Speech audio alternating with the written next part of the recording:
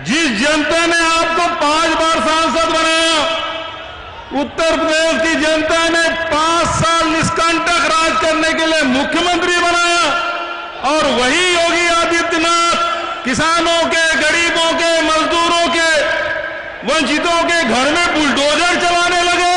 अरे इनका नाम तो बुलडोजर नाथ रखना चाहिए, योगी आदित्यनाथ नहीं। प्रियंका जी ने देश की राजनीति में एक नया अध्याय, एक नए सुबह का आगाज किया है। तेरे माथे पर आंचल तो बहुत खूब है, लेकिन तो उस आंचल को परचम बना लेती तो अच्छा होता।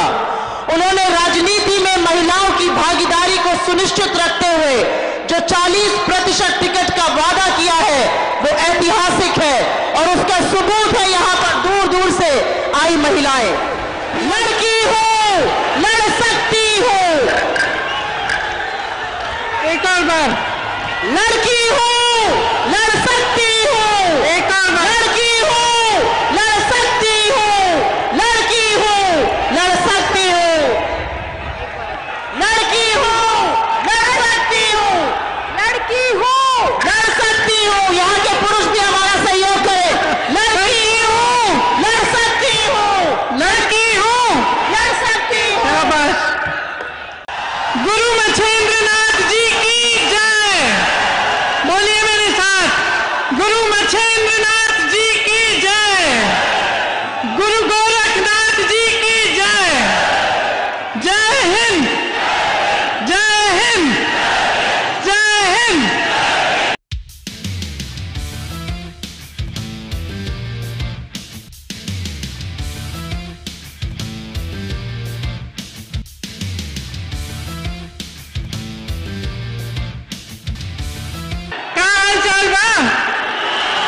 ठीक माने जानो।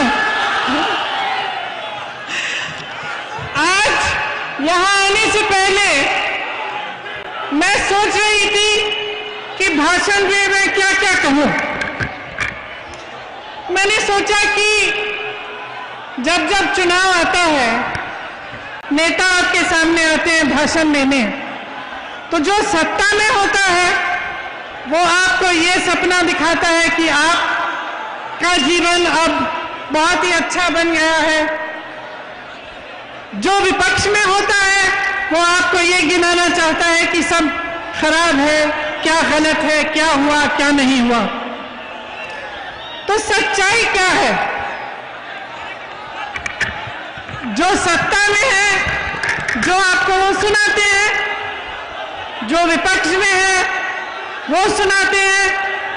क्या सच्चाई है?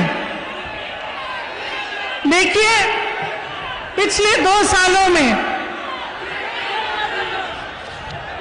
उत्तर प्रदेश में मैं काफी घूमी हूं, भ्रमण किया है मैंने, और मैंने अपने देश के बारे में एक सच्चाई समझी। मैंने ये समझा कि ये आस्थाओं का देश है। हम अपने देश में आस्था रखते हैं, धरती पर आस्था रखते हैं, अपनी मेहनत में आस्था रखते हैं, अपने धर्म में आस्था रखते हैं, और अपने नेताओं में भी आस्था रखते हैं। हम जब अपने नेताओं में आस्था रखते हैं तो हम ये आस्था रखते हैं कि हमसे जो कह रहे हैं, जो हमारे लिए करने जाएंगे, वे सच्चाई से, समर्पण के साथ और निष्ठा के साथ करेंगे। हम बड़े बड़े विज्ञापन देखते हैं और उन विज्ञापनों में हमें बताया जाता है कि विकास आ गया है, कि बहुत काम हो रहा है।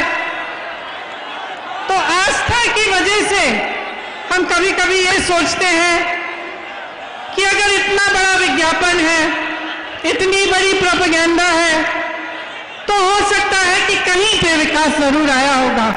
शायद मेरे द्वार पे नहीं आया, लेकिन कहीं और तो जरूर आया होगा।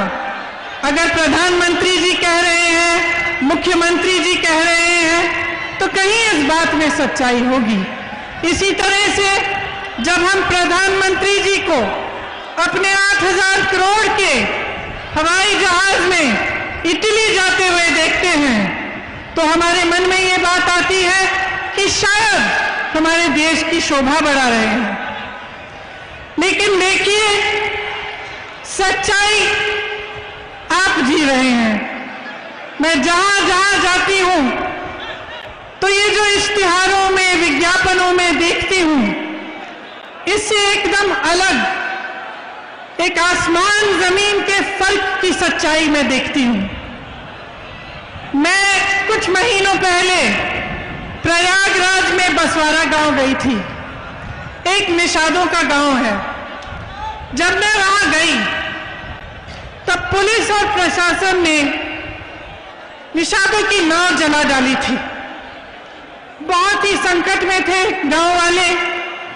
मुझे तट तक ले गए दिखाने के लिए कि कैसे बेहाल कर दिया था उनके नाव को, किस तरह से राख बना दिया था। नाव निषादों की मां होती है, उनकी जीविका होती है। आप जानते हैं कि अगर किसी का अधिकार है नदी पे तो निषादों का अधिकार है। इस सरकार ने वो अधिकार छीना। इस सरकार ने उनको पीटा। जब उन्होंने आवाज उठाई कि हमारी नाव को ऐसे जलाया क्यों, तो उनको पीटा और उनको प्रताड़ित किया। इसी तरह से जहां जहां मैं जाती हूं, मैं लखीमपुर खेरी गई, आप सबने देखा होगा। लखीमपुर खेरी में जिस तरह से किसानों की हत्या की गई और उनकी बिल्कुल सुनवाई नहीं हुई, उस तरह से सरकार ने दिखाया कि उसकी असलियत क्या है, कि जो बड़े बड़े विज्ञापन हैं, जो बड़ी बड़ी बातें होते हैं, उसकी असलियत, उसकी सच्चाई क्या है। उन्होंने दिखाया कि किस तरह से किसानों की इस देश में बिल्कुल सुनवाई नहीं रही। आज अगर किसान प्रताड़ित है, त्रस्त है, तमाम समस्याओं से जूझ रहा है, तो सरकार उसकी इतनी भी मदद करने के लिए तैयार नहीं है। इसी तरह से आप किसी भी वर्ग को लीजिए, दलितों को लीजिए, बुनकरों को लीजिए, पिछड़े वर्ग को लीजिए, कोई भी गरीब हो, अल्पसंख्यक हो, ब्राह्मणों के साथ भी भयंकर शोषण हुआ है। गुरु गोरखनाथ जी के विचारों से ठीक विपरीत योगी आदित्यनाथ जी का शासन चल रहा है। गुरु गोरखनाथ जी कहते थे, मन में रहिना, भेद न कहिना, बोलिवा अमृत वाणी, अगिला अग्नि होएवा हे अवधू, तो आपन होएवा पानी। लेकिन आज ये सरकार जनता के प्रति आग उगल रही है, हर रोज जनता पर आक्रमण कर रही है। यहां पे कहा गया है कि गन्ने की कीमत बढ़ाई जाएगी। मैं पूछना चाहती हूं, आज क्यों कह रहे हैं? 4.5 सालों से क्या किया? 4.5 सालों से क्या गन्ने की कीमत बढ़ाने का मौका नहीं मिला? यहां पे जो चीनी मिलें लगवाई थी कांग्रेस ने, उनको किसने बंद कराया? आपको याद होगा, समाजवादी की सरकारों ने, बसपा की सरकारों ने बंद कराया। और आज वो कहते हैं कि कांग्रेस भाजपा से मिली हुई है। मैं उनसे पूछना चाहती हूं, कहां है वो? कहां है? क्यों नहीं दिखते? जब संघर्ष होता है, जब संकट होता है, तो क्यों नहीं आते आपके पास? सिर्फ कांग्रेस आ रही है, सिर्फ कांग्रेस लड़ रही है। और मैं इस मंच पर खड़ा करके कह रही हूं, मैं मर जाऊंगी, जान दे दूंगी, लेकिन इस भाजपा के साथ कभी मैं कोई मिलावट नहीं करूंगी।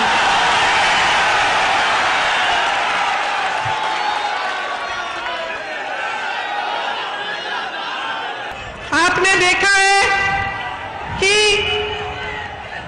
हर जगह अपराधियों का तांडव है। इसके साथ साथ जो रक्षक है वो भक्षक बन गया है। आज पुलिस ने जनता को बहुत प्रताड़ित किया हुआ है। ना अपराधी काबू में आ रहे हैं, ना पुलिस काबू में आ रही है। कल अमित शाह जी का मैं एक भाषण देख रही थी, गृह मंत्री हैं, वो कह रहे थे कि अब उत्तर प्रदेश में अपराधियों को ढूंढना पड़ता है तो दूरबीन की जरूरत पड़ती है। लेकिन उनके साथ में कौन खड़ा था? उनके साथ में कौन खड़ा था? उनके साथ अजय मिश्रा टेनी खड़े थे जब वो ये कह रहे थे।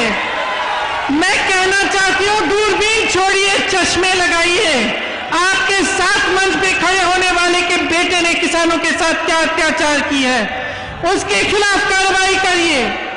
ये देश की जनता जानना चाहती है कि क्या न्याय की उम्मीद नहीं बची है देश में? क्या सिर्फ अपराध का बोलबाला है?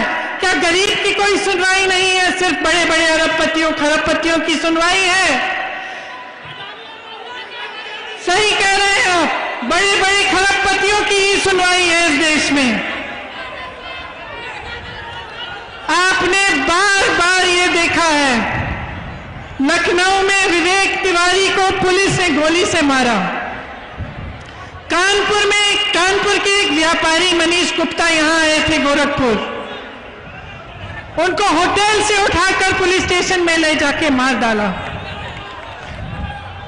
उनकी पत्नी ने मेरे से पूछा, मैं क्या करूंगी, मैं क्या करूंगी? मैंने फोन पे उनसे बात की। उन्होंने कहा, मेरी सहायता कौन करेगा, मुझे न्याय कौन देगा? मैंने आगरा की बात की, वहां अरुण वाल्मीकि के परिवार को इस तरह से उन्होंने मारा पीटा, वो बात मैं आपको सुना चुकी हूं। तो आप बताइए, जब जनता में इस तरह के संकट आते हैं और जनता को ये समझ में आ जाता है कि उसकी सुनवाई नहीं है, कि सरकार उसके लिए खड़ी नहीं हो रही है, उसकी मदद के लिए नहीं है, तो देश और प्रदेश में क्या होता है? जो आस्था नेताओं में होती है वो हिलती है, और जब वो आस्था हिलती है तब आपकी एक बहुत बड़ी जिम्मेदारी होती है कि आप प्रश्न पूछें। आप ये पूछें कि ये हमारे साथ क्यों हो रहा है। जो आपने वादे किए, जो आपने मंच पे खड़े होकर हमें बताया, उसके बारे में आप क्या कर रहे हैं? और मेरी बहनों को देखिए, बहुत सारी मेरी बहनें यहां आई मेरी बातों को सुनने के लिए, किस तरह से संघर्ष करती हैं। एक महिला का जीवन संघर्ष का जीवन होता है। घर पे संघर्ष करती है, बाहर जाती है, खेती करती है, घर आकर सबके लिए खाना पकाती है, देखभाल करती है, सबका तमाम संघर्षों का सामना खुद करती है। महिलाओं पर जिस तरह से अत्याचार उत्तर प्रदेश में हुआ है इन 5 सालों में, वो आप मेरे से अच्छी तरह जानते हैं। उन्नाव में आपने देखा क्या हुआ। एक लड़की के साथ अपराध किया, अत्याचार किया, उसको जला दिया गया। दूसरी को के खिलाफ ऐसी साजिश की कि जब वो केस सुनने के लिए जा रही थी सड़क पे, उसका एक्सीडेंट करा दिया गया। हाथरस में आपने देखा क्या हुआ। हाथरस में ये परिस्थिति बनी कि उस महिला के परिजन उसको देख भी नहीं पाए, उसकी जब चिता जलाई गई। पुलिस प्रशासन ने उसकी चिता जला डाली। महिलाओं को अपनी लड़ाई खुद लड़नी पड़ेगी। गोरखपुर में भी जब एक लड़की ने पिता का पिटाई करते हुए वीडियो बनाया तो उसको गोली मार दी। जब एक दलित लड़की के साथ बलात्कार किया गया तो उसको सिगरेट से जलाया गया। विश्वविद्यालय की छात्रा का परिवार न्याय मांगता हुआ दर दर भटक रहा है। मैं अपनी बहनों से कहना चाहती हूं कि मैं आपके लिए लड़ूंगी, कांग्रेस पार्टी आपके लिए लड़ेगी, और मैं आपको वो शक्ति देना चाहती हूं जिसके जरिए आप खुद अपनी लड़ाई मजबूती से लड़ पाएंगी। 40% महिलाएं जब राजनीति में आएंगी तब राजनीति को बदल डालेंगी, ये मेरा दावा है, क्योंकि महिलाओं में करुणा है। महिलाएं बहुत समझदार होती हैं, लड़ने की क्षमता होती है महिला में, और जितने अत्याचार महिलाओं के साथ हो रहे हैं उनका सामना हम ऐसे करेंगे, जब हम राजनीति में और महिलाएं आएंगी तब हम सामना करेंगे, क्योंकि जब महिला को परेशान किया जाएगा वो हमारे पास आएगी, महिलाओं के पास आएगी, तो हमें वो संवेदना भी होगी और वो शक्ति भी होगी कि हम उसकी मदद कर पाए।